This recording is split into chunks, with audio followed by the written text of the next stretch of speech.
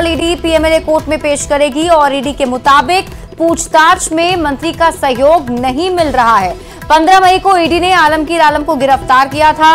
Remand के दौरान ED ने पूछताछ में कई बड़े खुलासे भी किए हैं, जिसके मुताबिक टेंडर से मिलने वाले कमीशन में आलमगीर आलम के पास भी हिस्सा जाया करता था और इस मामले में ईडी ने आईएएस मनीष रंजन को भी दूसरा समन भेजा है।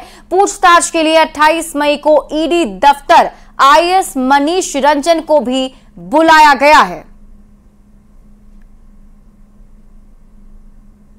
आलमगीर आलम से ईडी के अधिकारी लगातार पूछताछ कर रहे हैं और ग्रामीण विकास विभाग में फैले कमीशनखोरी के धंधे को भी उजागर किया जा रहा है। इस पूरे मामले में करीब 3000 करोड़ के आसपास जो है वो कमीशनखोरी की बातें जो हैं वो सामने आई है और यही वजह है कि जो आईएएस मनीष रंजन है उन्हें भी ईडी के द्वारा समन किया गया है। हालांकि पहले समन पर मनीष रंजन यहां पर नहीं पहुंचे थे, जिसके बाद उन्हें दूसरा समन किया गया और 28 मई को पूछताछ के लिए ईडी दफ्तर बुलाया गया है। वहीं जो जानकारी है उसके अनुसार मंत्री आलमगीर आलम की तरफ से पूरा सहयोग जो है वो ईडी को नहीं किया जा रहा है। कई सवालों के जवाब उनके द्वारा नहीं दिए जा रहे हैं। हालांकि ईडी के पास कई साक्ष्य और कई अहम जो गवाह भी सामने आए थे। जो संजीव लाल की तरफ से बयान में जो चीज़ें सामने आई, तो वहीं जहांगीर की तरफ से उन तमाम चीज़ों का क्रॉस वेरिफिकेशन भी किया जा रहा है। और अब मनीष रंजन को जब 28 तारीख से पूछताछ होगी तो कहा जा सकता है इस मामले में एक नया मोड़ आ सकता है और पूरे मामले में कोई नई चीज़ें भी सामने आ सकती हैं और कई लोगों के नाम भी सामने आने की उम्मीद है। अब देखना होगा कि किस तरह से ये पूरा जो जांच है वो किस तरह से आगे बढ़ती है और किन किन लोगों की परेशानियां आने वाले दिनों में बढ़ती हैं। रांची से न्यूज़ 18 के लिए ओम प्रकाश।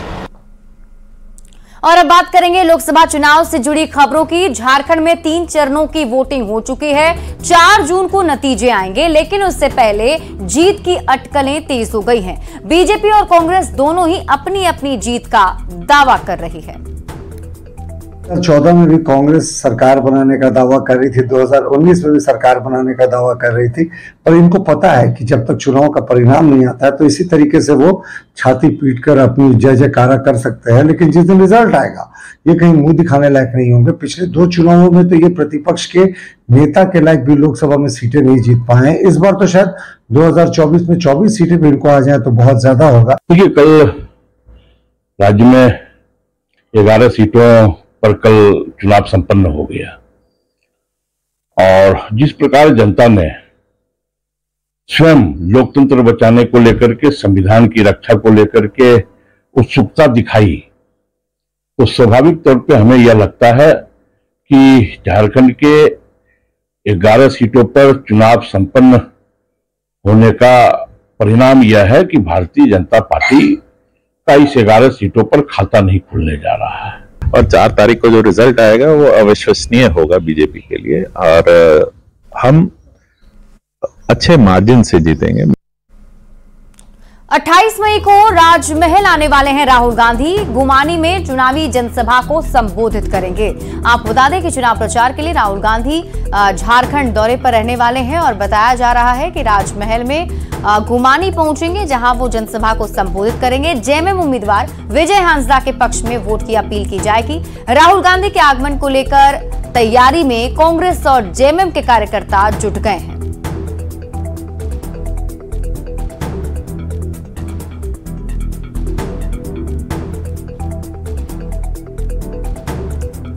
वहीं गोड्डा से कांग्रेस उम्मीदवार प्रदीप यादव के लिए कल्पना सोरेन ने चुनावी सभा की। हरकट्टा मैदान में हुई जनसभा को संबोधित करते हुए कल्पना सोरेन ने केंद्र सरकार पर निशाना साधा और जनता से प्रदीप यादव को जीत दिलाने की अपील की।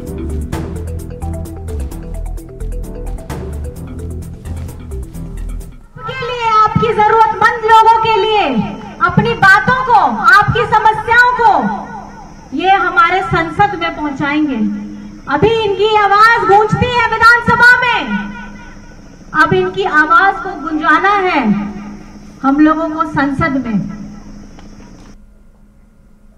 रांची में शांतिपूर्ण तरीके से लोकसभा का चुनाव संपन्न हो चुका है। उम्मीदवारों की किस्मत ईवीएम में कैद हो चुकी है। बता दें कि पंडरा स्थित स्ट्रांग रूम में ईवीएम को कड़ी सुरक्षा के बीच रखा गया है। मौके से और अधिक जानकारी दे रहे हैं न्यूज 18 संवाददाता ओम प्रकाश।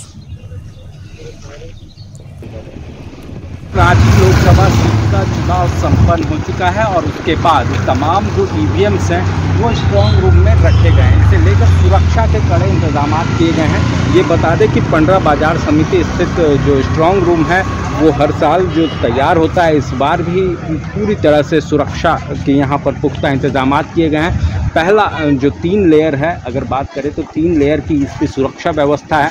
पहले चरण में जहां जिला बल के जवान हैं, तो वहीं दूसरे चरण में जो झारखंड आर्म्ड फोर्सेस हैं उनके जवान हैं, और फिर उसके बाद केंद्रीय अर्धसैनिक बलों के जिम्मेवारी में ये पूरा जो अगर कहा जाए तो परिसर है। तो पूरी तरह से सुरक्षा के पुख्ता इंतजामात जो हैं वो देखने को मिल रहे हैं। इसके साथ ही जो सीसीटीवी सर्विलांस है उसके द्वारा भी मॉनिटरिंग की जा रही है। बता दें कि तमाम जो विधानसभा क्षेत्र वाइज जो स्ट्रांग रूम में है वो कमरे बनाए गए हैं जहां पर ईवीएम को पूरी तरह से सुरक्षित रखा गया है। हर वक्त 24/7 जो मॉनिटरिंग है वो की जा रही है ताकि किसी प्रकार की असुविधा या फिर असुरक्षा जो है वो न देखने को मिले। और देख सकते हैं जो जवान हैं, जो पदाधिकारी हैं, वो भी पूरी तरह से अपने ड्यूटी पर मुस्तैद नज़र आ रहे हैं। जो पूरी परिसर में सुरक्षा व्यवस्था का जायजा हर वक्त लिया जा रहा है ताकि कोई भी आपात स्थिति या फिर किसी भी तरह की समस्या आने पर उससे तुरंत समय रहते निपटा जा सके। रांची से न्यूज़ 18 के लिए प्रकाश।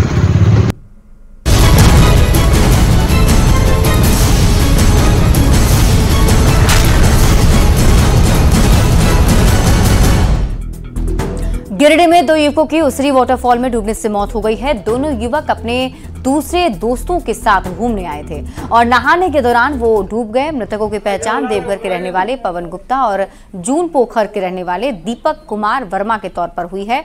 पुलिस ने स्थानीय लोगों की मदद से दोनों शवों को बाहर निकाल लिया है और कार्रवाई में जुट गई है। नहाते नहाते हम लोग सब ग्रुप में मतलब सब साइड में नहा रहे थे। बीच में कुछ देव था जिसमें जानकारी हम लोग को थी नहीं। उसमें क्या हुआ क्या 2 दोस्त करीब वो थोड़ा मेन सेंटर पॉइंट में आ गया, जिसकी वजह से वो डेप्थ के कारण वो बहुत ज़्यादा नीचे खींचा चले गया। अगली खबर भी गिरिडीह से है, जहां कर्मा टोंगरी रेलवे गेट के पास बन रहे अंडरग्राउंड पुल के निर्माण के दौरान एक नाइट गार्ड की मौत हो गई। मृतक की पहचान स्थानीय निवासी कैलाश महतो के रूप में की गई है। बता दें कि मौत होने के 12 घंटे बाद भी शव घटना स्थल पर ही रखा रहा। परिवार वालों का कहना है कि जब तक मुआवजा नहीं दिया जाएगा तब तक शव को नहीं उठाया जाएगा। मेरा भाई को रात नाइट ड्यूटी कर रहा था, आपने कोई चीज़ काट लिया और ठेकेदार अभी तक आ नहीं रहा है। और आपको झारखंड पुलिस और RPF रेलवे वाला वो लोग दबा दे रहा है कि इतना दिला रहे हैं उतना दिला रहे हैं, ठेकेदार आ ही नहीं रहा है। अभी तक क्या इसका अभी तक सोल्यूशन क्लियर नहीं हुआ है। तो अभी आप लोग का क्या मांग हो रहा है? हम लोग का 5 लाख, हम लोगों ने 15 मांग रहे थे, तब 5 में हम लोग डाले, 5 से अभी कुछ बातें नहीं हो रहा है। मेदिनीनगर में लोग बूंद बूंद पानी के लिए तरस रहे हैं और इस भीषण गर्मी में पानी की दिक्कत के कारण लोगों को खासा परेशानी उठानी पड़ रही है। हाल ये है कि लोग पानी के लिए पूरी तरह टैंकर पर निर्भर हैं। 35 बार में 60 टैंकर पानी आज प्रतिदिन दिया जा रहा है। अभी तुरंत वहीं से आ रहे हैं 9 नंबर से। गाड़ी का चाबी में सब लूट लिया था। हम लोग क्या करें? कुछ एरिया में पानी भेज रहे हैं, पूरे एरिया में पानी भेज ही नहीं रहे हैं। बोलता है गाड़ी में आग लगा देंगे। इतना कम पानी है कि हम लोग क्या कर सकते? हम लोग कहाँ से अपने घर से नहीं निकल देंगे। मेदिनीनगर शहर में फेज 2 जलापूर्ति आज भी अधर में है। यही वजह है कि इस बार भी भीषण गर्मी में भी लोगों को पानी के लिए जद्दोजहद करना पड़ रहा है। वो चाहे टैंकर का पानी को लेकर के टैंकर के पीछे दौड़ना पड़ रहा हो या फिर सड़कों पर डब्बा में पानी लेकर लोग नजर आ रहे हैं। सुबह होते ही लोग पानी के लिए जद्दोजहद करने लगते हैं, लेकिन दुर्भाग्यपूर्ण बात है कि लंबे समय से फेज 2 जलापूर्ति योजना महज एक चुनावी मुद्दा बनकर रह गया है। इस बार भी लोगों को उम्मीद था कि इस फेज 2 जलापूर्ति योजना का लाभ शहरवासियों को मिलेगा, लेकिन इस बार भी वो योजना में भी कार्य शुरू नहीं किए गए। यही वजह है कि इस बार भीषण गर्मी में लोगों को पेयजल संकट से जूझना पड़ रहा है। नीलकमल, न्यूज़ 18 पलामू। गिरिडीह देवघर मुख्य मार्ग स्थित पचंबा के पास रेलवे ओवरब्रिज के नीचे जल जमाव की वजह से लोगों को काफी परेशानी हो रही है। ग्रिल भी टूट चुकी है, जिससे आए दिन लगातार हादसे होते रहते हैं। देवघर के लिए मुख्य मार्ग होने की वजह से यहां पर रोजाना हजारों की संख्या में लोगों का आवागमन होता है। ऐसे में प्रशासन की उदासीनता से लगातार राहगीर दुर्घटना के शिकार हो रहे हैं। गिरिडीह शहर के पचंबा के पास और गिरिडीह देवघर मुख्य मार्ग में एक ब्रिज बना हुआ है और ब्रिज के नीचे यहाँ पे पानी का जल जमाव हुआ है और इससे लगातार लोगों को समस्याएं हो रही है। वहीं आपको बता दें कि गर्मी के मौसम में एक और जहां लोगों को पानी की समस्याओं से जूझना पड़ रहा है, वहीं दूसरी ओर पानी की बर्बादी हो रही है, क्योंकि बताया जा रहा है कि कहीं पाइप फट गया और पाइप फटने की वजह से यहाँ पे जल जमाव की समस्या लगातार होता है। रास्ते बहुत दिक्कत होता है। जल जमाव की समस्या से कितनी परेशानी होती है? बहुत लोगों का एक्सीडेंट भी होता है और जो नया लोग है उसको पता नहीं रहता है कहाँ पानी ज्यादा है। वो गड्ढा भी है वहाँ थोड़ा सा, जो ग्रिल बना था टूट चुका है, उसमें भी गाड़ी वगैरह घुस जाता है तो प्रॉब्लम, किसी का पैर भी टूट गया है। सरकार इस पर कुछ ध्यान ही नहीं दे रहा है। यहाँ पर बराबर एक्सीडेंट होते रहता है, ऑटो उलट जाता है, सवारी उसमें चोट लग जाता है सबको। ऑटो पलट जाती है तो कभी गाड़ी गिर जाती है और लगातार दुर्घटनाएं घटती रहती है। लेकिन ये जो अहम मुद्दे हैं सरकार इस पर कभी फोकस नहीं करती है और ना ही जिला प्रशासन फोकस करती है। और आप देख सकते हैं कि हजारों की संख्या में रोजाना लोगों का आवागमन होता है और ये गिरिडीह से देवघर जाने का ये मुख्य मार्ग है। ऐसे में प्रशासन की असंवेदनशीलता लगातार सड़क दुर्घटना को आमंत्रित कर रही है और इस प्रकार यहाँ पर लगातार सड़क दुर्घटनाएं हो रही है और जिला प्रशासन को लगातार सूचना भी दिया गया है, लेकिन कहीं ना कहीं जिला प्रशासन भी मामले को गंभीरता से नहीं ले रहे हैं और इसका शिकार यहाँ की जनता हो रही है। गिरिडीह से न्यूज़ 18 के लिए मैं एजाज अहमद। अगली खबर खूंटी से है, जहां भीषण गर्मी के कारण मिट्टी के घड़े की डिमांड बढ़ गई है। मध्यम वर्ग और गरीब परिवारों के लिए मिट्टी का घड़ा ही एकमात्र सहारा होता है। बता दें कि गर्मी के मौसम आते ही कुम्हार मिट्टी के घड़े बनाने में जुट जाते हैं और घड़े को लेकर सुबह से ही शहर से लेकर गाँव के बाजारों में बेचने के लिए जमा होने लगते हैं।